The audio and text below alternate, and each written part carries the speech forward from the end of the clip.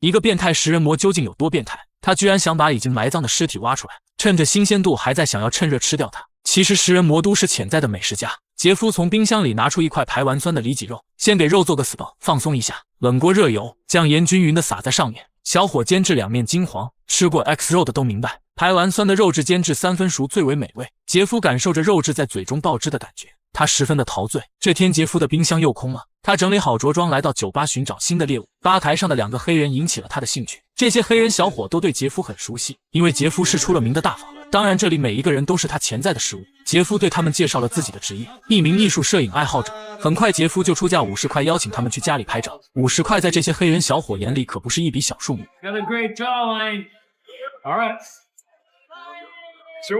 这时他的脸上露出一抹诡异的微笑。就这样，黑人小伙因为一些原因跟杰夫回了家。然而才刚一进屋，翠西就闻到了一股浓烈的恶臭，像是什么动物腐烂的味道一样。杰夫谎称是自己家里的猪肉坏了，随后把门上了锁。翠西看着屋内诡异的气氛，心里有些胆怯。杰夫给她倒了一杯酒，当然在酒里也加了点小佐料。翠西喝完酒后便想着要离开，可杰夫并不想这么轻易放过到嘴的猎物，他花言巧语地说要带她参观一番。就在2人看鱼的时候，他把手铐铐在了翠西的手上。翠西这一瞅，这指定是遇到了变态了呀！他害怕的想要逃跑，可惜却被杰夫一下撂倒。随后杰夫拿出一把刀来，翠西退无可退，被逼到了墙角。看到小命快要不保了，翠西只能假意跟杰夫进了房间。2人坐在了床上开始看摔跤电影。杰夫看的是津津有味，翠西则是一脸生无可恋的表情，气氛简直是尴尬到了极点。他刚想要逃跑，却直接被杰夫按在床上。看着床垫上的血迹，翠西心里明白了是怎么回事。于是翠西开始勾引杰夫，让他给自己拍照。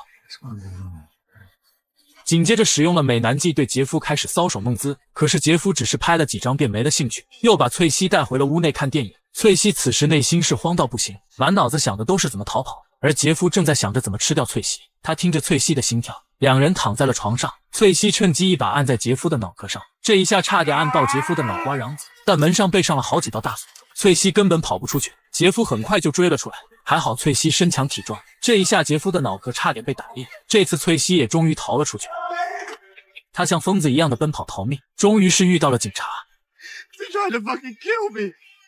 最后在翠西的带领下，他们来到了杰夫的家中。此时的杰夫好像什么都没发生一样。杰夫慌乱的想要逃跑，可是根本无济于事。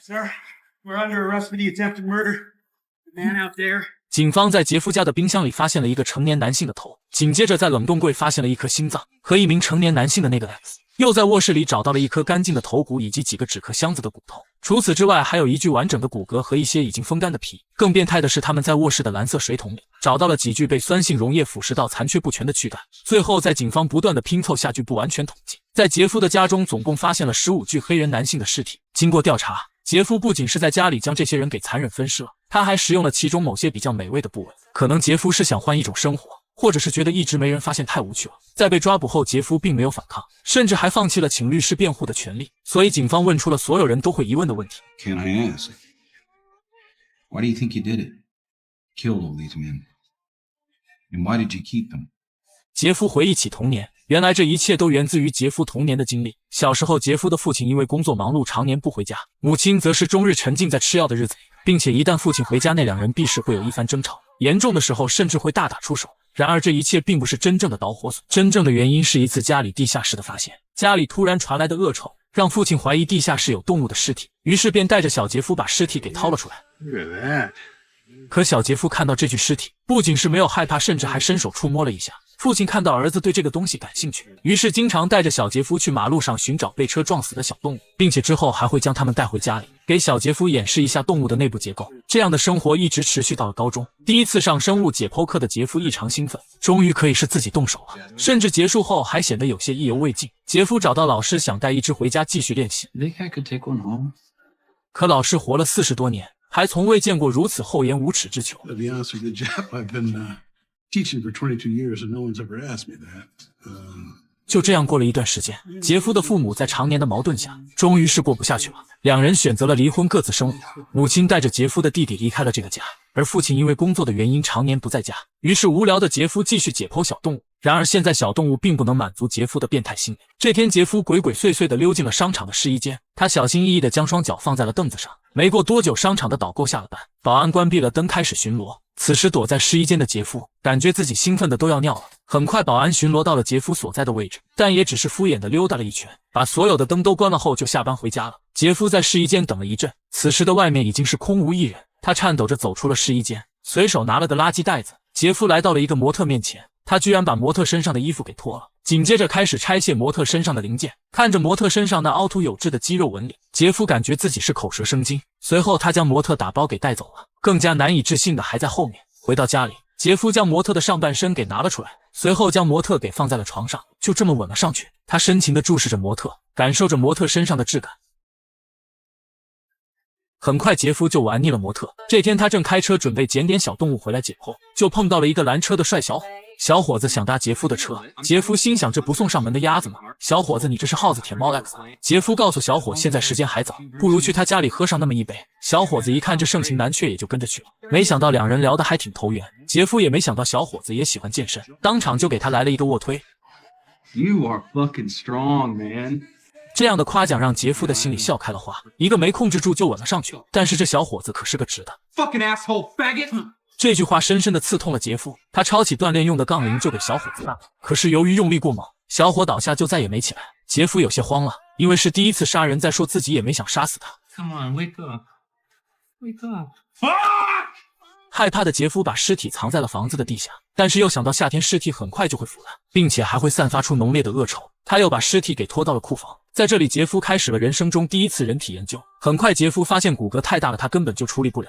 不过这根本就难不到杰夫。杰夫拿起一袋番茄汁就这么喝了下去，但很快他就意识到了一个问题：血肉倒好办，自己还可以吃下去，但这骨头自己可没办法处理。杰夫想将骨头给砸成粉末，但干过的都知道，人体中水的比重占 60%到 70%， 即使是看起来很结实的骨头，也大约有 20% 的水分。不过很快，聪明的杰夫就有办法了。他把骨头放进了烤箱，高温的加热烘干了骨头里的水分，就是这味道有点一言难尽。他将脱水后的骨头都砸成了粉末，之后便来到了房顶的天台上，直接就把骨灰给扬了。就这样，他完成了人生中第一次毁尸灭迹。很快，杰夫就从高中毕业了，父亲也找了个新的女朋友。为了防止杰夫耽误自己的小日子，父亲就帮他报了俄亥俄州立大学。但有点小嗜好的杰夫根本没办法融入校园生活，整日在出租屋里酗酒买醉。因为出勤率不够，杰夫很快就被学校给开除了。父亲没办法，就给他送去当兵了。本以为军队的生活能改了杰夫的怪癖，没想到杰夫还是死性不改，他居然给战友下药。下药也就算了，他还把人家给弄了，结果是又被开除了。 Hey, get your ass out of the car. Now!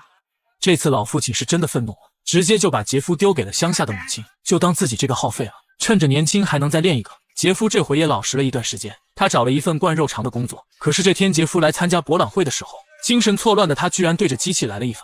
就这样，杰夫因为当街不雅被抓了。而肉店的老板也听说了那件事，杰夫再一次的又被开除了。这天，杰夫来到酒吧想要喝上一杯，意外的碰到了一个好基友。好基友带着杰夫来到一个秘密基地，小伙子开了个单间，两人在里面是深入浅出的探讨了一番人生。从这以后，杰夫算是找到了组织，整天带着不同的人来探讨人生。但你这探讨归探讨，你老给人下药是怎么回事？老板知道后就带人给杰夫撵了出去。这下好了，快乐又没了。杰夫又花高价去酒店约小伙探讨哲理，趁着小伙子在外面热舞，杰夫来到卫生间下药，但一个不小心拿错了杯子，这下可完蛋了。趁着自己还有意识，赶紧又给小伙兑了一杯。结果第二天一睡醒，杰夫就发现小伙子嘎了，这也是杰夫第二次杀人。同样，杰夫也不是有意的。情急之下，杰夫在外面买了个皮箱，把小伙给带了出去。万幸的是，奶奶家有个地下室。回到家里，杰夫不得已又来了一次毁尸灭迹。不过这次杰夫留下了一颗头作为纪念。而从这以后，杰夫就像解锁了新发现，他开始不断哄骗各种小伙回家探讨人体生物学。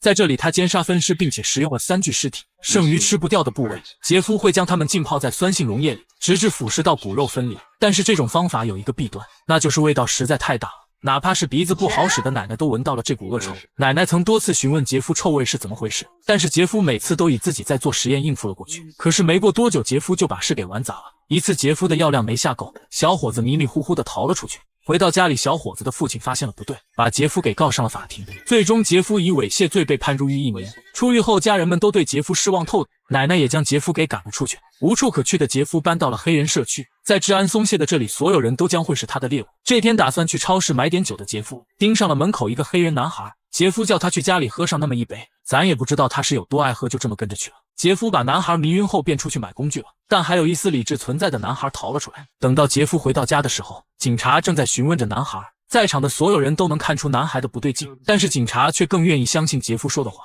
杰夫说男孩是自己的朋友，跟自己闹了点小别扭，然后警察就亲自把男孩送到了杰夫家里。在那个年代，警察更愿意相信白人说的话。不过邻居却察觉出了异常，每天晚上杰夫的家中总会传来打斗声，还有强烈刺耳的电锯声，并且他曾多次见到有人进入杰夫的房间就再也没出来过。他曾多次报警，想让警察过来调查一番，但是警察总会敷衍了事的糊弄一下。直到这天，在这里分尸了15个黑人的杰夫终于被抓了起来。可就是这样一个罪恶滔天的恶魔，被抓捕后，他的父亲居然还想为他脱罪。父亲为他请了一个很牛逼的律师，并且调查了近些年很多案例。1957年，美国警察在一间农场里发现了一具被肢解的尸体，随后警察在麻袋里找到女人的头颅，而房间里到处都是人体的残肢，还有用各种人体器官做成的家具。可就是这样的一个罪犯，最后却以精神疾病为由被判无罪释放。父亲想让杰夫也装成精神病，但杰夫却直接拒绝了。杰夫厌倦了吃人的生活，他知道自己犯下的罪行无法饶恕，杰夫也愿意到监狱接受改造。 I didn't ever want freedom. I knew I was sick or evil or both. I know how much harm I have caused, but no matter what I did, I could not undo the terrible harm I have caused.